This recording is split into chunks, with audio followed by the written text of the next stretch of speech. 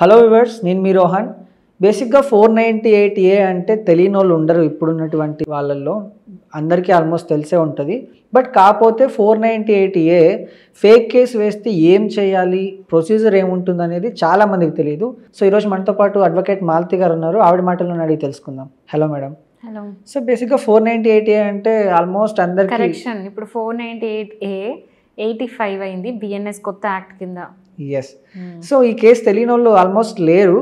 But fake cases కూడా అంతే మొత్తంలో ఫైల్ అవుతూ ఉంటాయి. ఎంత మనం అవేర్నెస్ తీసుకొచ్చినా కూడా ఫేక్ కేసెస్ అనేవి ఇప్పటికీ జరుగుతూనే ఉన్నాయి. So fake case once 498A మీరు అన్నట్టు బిఎన్ఎస్ 85 ఒకవేళ ఫైల్ అయితే ఏం చేయొచ్చు? ఎవరైనా సరే వైఫ్ హస్బెండ్ మీద ఆర్ రిలేటివ్స్ మీద, రిలేటివ్స్ అంటే అత్త మామ మరిది ఆడపడుచులు ఉన్న లేని ఫ్రెండ్స్ మీద కూడా వేస్తున్నారు. సో అందరిని కలిపేసి వేసేస్తూ ఉంటారు డొమెస్టిక్ వైలెన్స్ కేసులు. 498A/85 బిఎన్ఎస్, దాంతోపాటు డౌరీ ప్రొటెక్షన్ యాక్టులు, ఇవన్నీ ఒకటి వేసేస్తూ ఉంటారు. మిస్యూజ్ అంతా అంటే ఫేక్ కేసెస్, ఇవి రియల్గా జరగవు. కానీ ఏం జరగకపోయినా కూడా జరిగినట్టు కేసెస్ ఫైల్ చేస్తూ ఉంటారు. ఏంటంటే సపోజ్ ఒక వైఫ్ కేసు ఫైల్ చేసింది, వెంటనే హస్బెండ్ పోలీస్ స్టేషన్ పిలిపిస్తారు. అమ్మ మీ వైఫ్ ఇట్లా కేసు పెట్టింది, నువ్వు రావాలి పోలీస్ స్టేషన్కి. అక్కడ నుంచి హరాస్మెంట్ స్టార్ట్ హస్బెండ్కి. ఈ హస్బెండ్ పోలీస్ స్టేషన్ చుట్టూ తిరుగుతుండాలి టు ప్రూఫ్ నాట్ గిల్టీ, నేను ఏం చేయలేదు బాబు అని చెప్పడానికి. ఇంకా పోలీస్ స్టేషన్ చుట్టూ తిరుగుతుండాలి, హరాస్ చేస్తున్నట్టే కదా. సో ఈ హరాస్మెంట్ కోసం వేసేటోళ్ళు కూడా ఉన్నారు. కొంతమంది ఏంటంటే వాళ్ళు అనుకునే కావాలి, వాళ్ళ కోరికలు తీర్చుకోవడానికి కూడా ఈ ఫాల్స్ కేసెస్ అనేది ఇస్తూ ఉంటారు. చాలా మటుకు గమనిస్తే రీజన్ ఏంటో తెలుసా, గొడవలు ఇవన్నీ కూడా. అండ్ ఆల్సో ఆ హస్బెండ్ చెప్పినట్టు వినాలి అనేది ఎక్కడి నుంచి స్టార్ట్ అయింది తెలుసా, సపరేట్ అయిదాం, అత్త మామ నుంచి మన ఇద్దరం సపరేట్ వెళ్ళి మన ఇద్దరమే సపరేట్గా వేరే కాపురం పెడదాం. ఈ కేసెస్ ఎక్కువ ఉన్నాయి. అంటే నేను చేసిన నాకు వచ్చే క్లయింట్స్, నేను చూసిన దాన్ని బట్టి, నా రీసెర్చ్ బట్టి చెప్తున్నాను.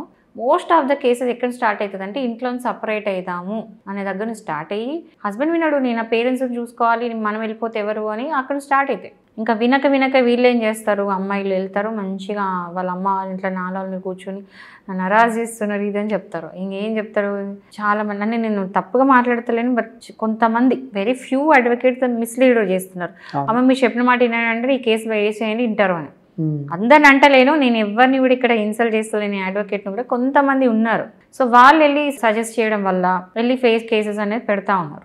ఈ ఫేక్ కేసెస్ పెట్టగానే ఇంకా హస్బెండ్ టార్చరు, హస్బెండ్ వాళ్ళ ఇంట్లో టార్చరు. కొంతమంది గట్టిగా ఉన్న వాళ్ళు ఏం చేస్తారు, ఈ కేసెస్ ఛాలెంజ్ చేసి ఫైట్ చేస్తారు.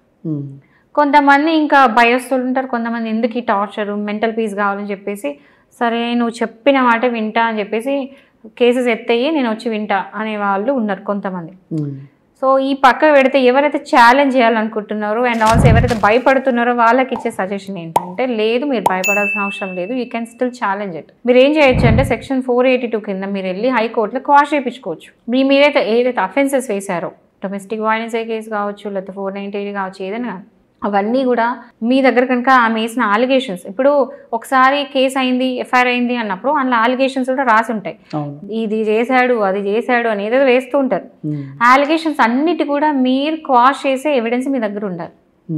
ఓకే, ఏదైతే అలిగేషన్స్ పెట్టిందో దాని దగ్గర సపోజ్ కొట్టిండు అని అన్నారు అనుకో, ఆ అమ్మాయి అయితే కొట్టిన దానికి ప్రూఫ్ వేయాలి. ఎలా ఆ టైంలో కొట్టిన డేట్స్ ఏవైతే ఇచ్చినా ఆ టైంలో మీరు లేరు, ఆర్ ఆ టైంలో ఎవరైనా విట్నెస్లు ఉన్నారు, ఆమెనే కొట్టి ఉల్టా నన్ను కొట్టినట్టు చెప్పడం, అలాంటివి ఏమైనా ఉంటే మీ దగ్గర ఎవిడెన్స్లు ఏవైతున్నాయి, చాట్స్, వాట్సాప్ చాట్స్ కూడా యాక్సెప్ట్ చేస్తుంది కోర్టు ఇప్పుడు.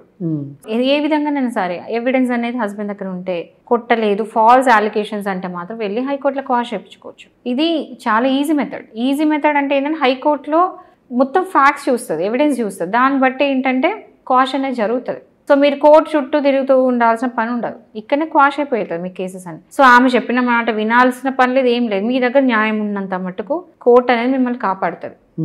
ఓకే, ఇది అయితే అంటే 100% ఒప్పుకోవాల్సిందే. జనాలు కూడా ఎలా ఉంటారంటే అడ్వకేట్ దగ్గరకు వచ్చిన తర్వాత నిజంగానే కొట్టారా అంటే ఫస్ట్ సెషన్లో లేదండి నేను కొట్టలేదు అని చెప్తూ ఉంటారు. మళ్ళీ రెండోసారి వచ్చినప్పుడు అవునండి జస్ట్ చిన్నగా ఇలా ఒక్కసారి కొట్టానండి అని చెప్తూ ఉంటారు. అంటే చిన్నగా కొట్టినా లేకపోతే గట్టిగా కొట్టినా కొట్టడం ఇప్పుడు ఒక్కటి ఉంటది ఏంటంటే, కొన్నిసార్లు హస్బెండ్ నిజంగా కొడతాడు, ఒక్క దెబ్బ వేసి ఉంటారు, కానీ అమ్మాయి ఏం చేస్తుంటే నన్ను చంపేయడానికి చూసిందని వేయడం, అంటే దాన్ని ఇంటెన్సిఫై చేసి వేస్తారు కేసుని. కొట్టింది ఒక దెబ్బ కానీ నన్ను చంపుదాం అనుకున్నాడు అని చెప్పేసి రాసిస్తారు కంప్లైంట్లో. అది తప్పు. That is what I'm talking about. False allegations పెట్టదు, ఉన్నది ఉన్నట్టు పెట్టడం ఓకే, బట్ ఉన్నదానికంటే కొట్టిన దగ్గర చంపబోయిండు అనేది చాలా తప్పు కదా, అది కోర్టుని మిస్లీడ్ చేస్తున్నట్టు. ఏం జరుగుతుంది అంటే ఇక్కడ కూడా స్టోరీ ఉంటుంది ఏంటంటే, వైఫ్ ఏదో అనేస్తుంది హస్బెండ్ని, ప్రొవోక్ చేస్తుంది, రెచ్చగొడుతుంది.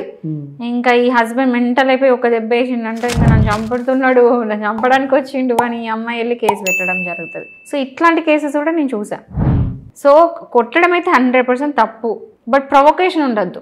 సో ప్రొవొకేషన్ చేసినప్పుడు ఒక పర్సన్ కొట్టిను అంటే ఏమేమి ప్రొవోక్ చేసింది అది కూడా చూడాలి. ఏ సర్కమ్స్టాన్సెస్లో అబ్బాయి కొట్టాల్సి వచ్చింది కూడా చూడాల్సి వస్తుంది. సో ఇక్కడ ఏంటంటే ఎవరైనా సరే అబ్బాయిలు హస్బెండ్స్ భయపడకండి. ఎవరైనా మీ వైఫ్ కనుక మిస్లీడ్ చేసుకుంటా కోర్టుని పోలీస్ స్టేషన్ని అన్ని మిస్లీడ్ చేసుకుంటా కనుక ఫేక్ కేసెస్ కనుక పెడితే మీరు వెళ్ళి హైకోర్టులో క్వాష్ చేయించుకోవచ్చు, భయపడాల్సిన పని లేదు. రీసెంట్గా సుభాష్ అయితే ఇట్లా కేసు చూసాం, హస్బెండ్ సూసైడ్ చేసుకోవడం. ఒక 3 days బ్యాక్ కూడా ఒక హస్బెండ్ అలాగే ఒక ఐటీ ఎంప్లాయీ వైఫ్ పెట్టే టార్చర్ ఫేక్ కేసెస్ వల్ల వెళ్ళి సూసైడ్ చేసుకున్నాడు, వీడియో చేసి మరి.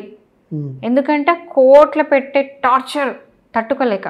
ఇంకోటి కూడా చెప్తున్నాయి సందర్భాలు, కొన్నిసార్లు ఏంటంటే హస్బెండ్ ఒక ఊర్లో ఉంటాడు, వైఫ్ వచ్చి ఇంకో ఊర్లో ఉంటుంది, ఆ వైఫ్ ఉన్న ఊర్లో కేసు పెడుతుంది, ఈ హస్బెండ్ ఊరికే లీవ్స్ తీసుకొని ఆ వైఫ్ ఉన్న ఊరు దగ్గరికి వెళ్ళి ఊరికే కోర్టు అటెండ్ చేయాల్సి వస్తూ ఉంటుంది. దానివల్ల ఇక్కడ జాబ్ రిస్క్లో పడుతుంది.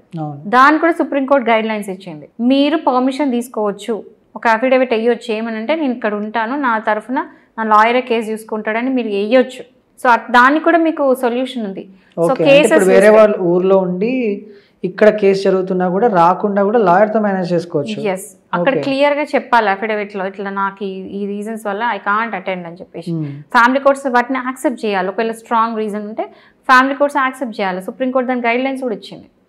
సో దేనికి కూడా భయపడాల్సిన అవసరం లేదు. ఇట్లా సూయిసైడ్స్ అట్లా ఆ జోలికి వెళ్ళకండి, స్ట్రాంగ్ ఉండండి, స్ట్రాంగ్గా ఫైట్ చేయండి. అదే నేను ఇచ్చే స్ట్రాంగ్ స్టేట్మెంట్ ఎవరైతే ఈ ఫేక్ కేసెస్లో సఫర్ అవుతున్న husbands. Exactly. Okay madam, thank you so much. So బేసిక్గా చాలామంది ఫేక్ కేసెస్ గురించి చాలా కష్టపడుతుంటారు, చాలా బాధపడుతుంటారు. వాళ్ళకి ఈ వీడియో చాలా పనికొస్తుందని కోరుకుంటే ఇలాంటి ఇన్ఫర్మేటివ్ వీడియోస్ ఇంకా మన ఛానల్లో వస్తూనే ఉంటాయి. సో దానికోసం మీరు ఛానల్ని సబ్స్క్రైబ్ చేసుకోండి. Thank you.